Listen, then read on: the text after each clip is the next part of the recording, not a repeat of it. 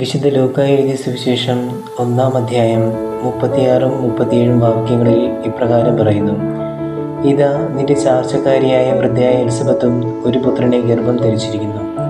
വന്നി എന്ന് പറഞ്ഞിരിക്കുന്ന അവൾക്ക് ഇത് 6-ാം മാസമാണ്. ദൈവത്തിന് ഒന്നും അസാധ്യമല്ല.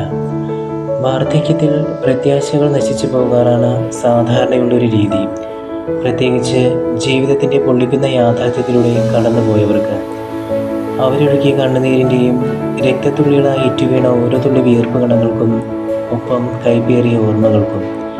എന്നാൽ എലിസബത്തിനെയും സക്കറിയായെയും സംബന്ധിച്ച് വാർദ്ധക്യത്തിൽ പ്രത്യാശയുടെ നവമുകുളങ്ങൾ പുനരുദ്ഭവിക്കുന്ന ദിനങ്ങളായിരുന്നു.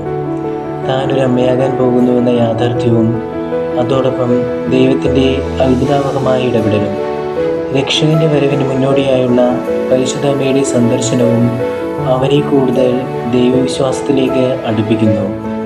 ഒപ്പം രക്ഷകൻ്റെ വരവിനും ജനനത്തിനുമായി പ്രത്യാശയോടെ കാത്തിരിക്കുവാൻ പ്രേരിപ്പിക്കുന്നു.